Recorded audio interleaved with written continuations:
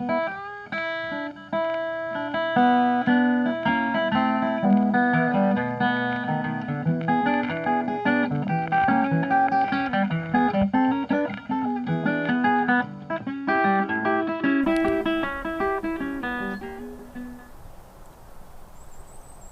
coast and countryside people. I thought I'd do a report on the terrible cropping year this year. We'll start off outside, but with the slight breeze there is today in my very sensitive microphones, even though I've got the covers on them, we won't hang around out here too long because you won't be able to hear me. This is the one of the veg plots. We've got some Bridgewater beans. Oops, sorry, I'm getting in the way of the tree there. Bridgewater beans, courgettes, tomatoes, a lot of rhubarb, which didn't do very well at all this year with the drought. And in the cold frame I've got brassicas I've been bringing on which are ready to go out for winter cropping and spring cropping. Let's move around here. These are the fruit trees which have done spectacularly bad this year. There's a few fruits on the medlar, 1, 2 there, but normally that's covered in them. And the apple tree's done really bad. I've never seen a June drop like this. There was about 30 or 40 fruits fell off and it carried on into July, and the ones we've got left are being attacked by birds because they haven't got enough to eat this year. Oh, there comes the wind. Courgettes have only just picked up really. They've had a terrible year. I was giving them a gallon of water a day and they still weren't picking up.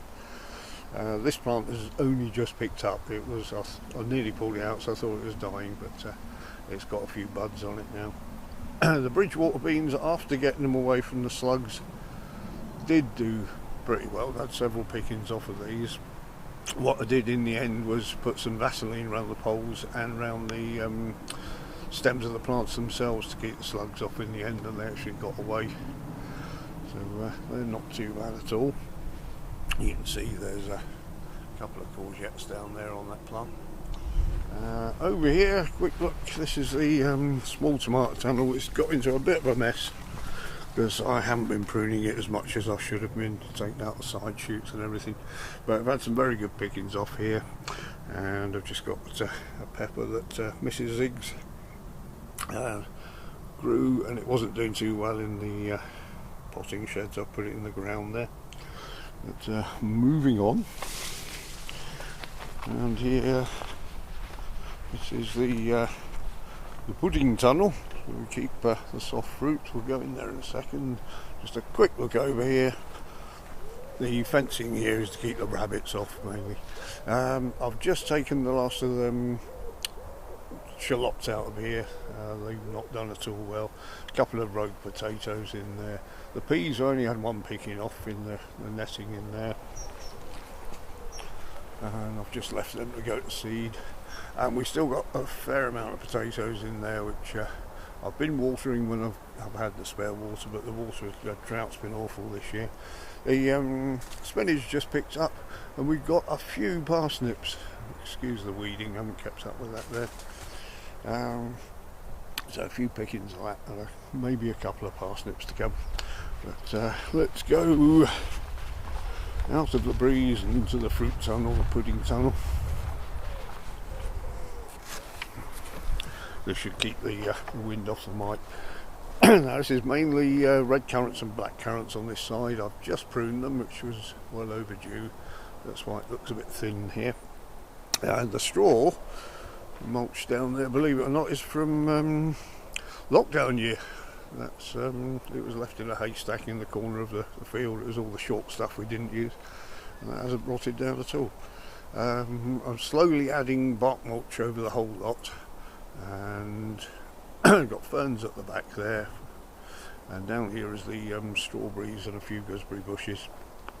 I've just gone down the middle and taken the plants out the middle and put a little pathway of bark there, mainly to make it easier for me to go through and look for the slugs.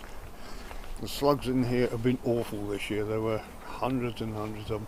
These some late strawberries I put up on pots to keep away from the slugs, and Even up here you can see one's got up and had half of that one away. So I'm still fighting them. We found that they're eating the hedgehog food that we put out. That it's like a magnet to them. So I should be putting a few trays down as bait in here. Try and clear up the last ones. Mizuna leeks and spring onions here. This was doing fine till the flea beetles got hold of it and absolutely ruined it. It might pick up again. That's a winter lettuce crop. Again up here some later strawberries, keep them away from the slugs. And at the end I'll put some of the crops that we have had. Now the onions have been pretty disastrous this year as well. These are the biggest ones we've got. They're onions and shallots in there. And they're only just about big enough to keep Chef happy. These will be going back in for spring onions. They'll root and divide up, and these are the smaller shallots will be going back in next year, and hopefully won't get a year like this year, which I'm sure you heard the Met Office say it's been the hottest spring ever. Well, I don't know which book they were looking in or what records they were looking at, but it's been an average of 2 centigrade right throughout the spring, and it's been the coldest, horriblest, wettest spring we've ever had as far as I can work out. Nothing grew, and if it did grow it was stunted. Hardly anything got pollinated. So I think the Met Office made that up last year before it was such a disastrous spring they thought no one would notice, I think. So this tray, I picked this yesterday and this is this morning. I've put a couple of Bridgewater beans on here. These are nearly over now. You can't buy these in the shops. They're a lovely French bean. And courgette we've seen on the other plants there. At the back of the tunnel, just, you know, it's only about veg here. We've got a couple of orchids come out there. I put these in the pudding tunnel because it was cooler. So there we are. That summed up pretty much a disastrous growing season, but we've had a few things out of it, which is better than not getting anything at all. So then we'll look forward to what winter crops we can get and see what next year's brings. So thank you very much for watching, everyone.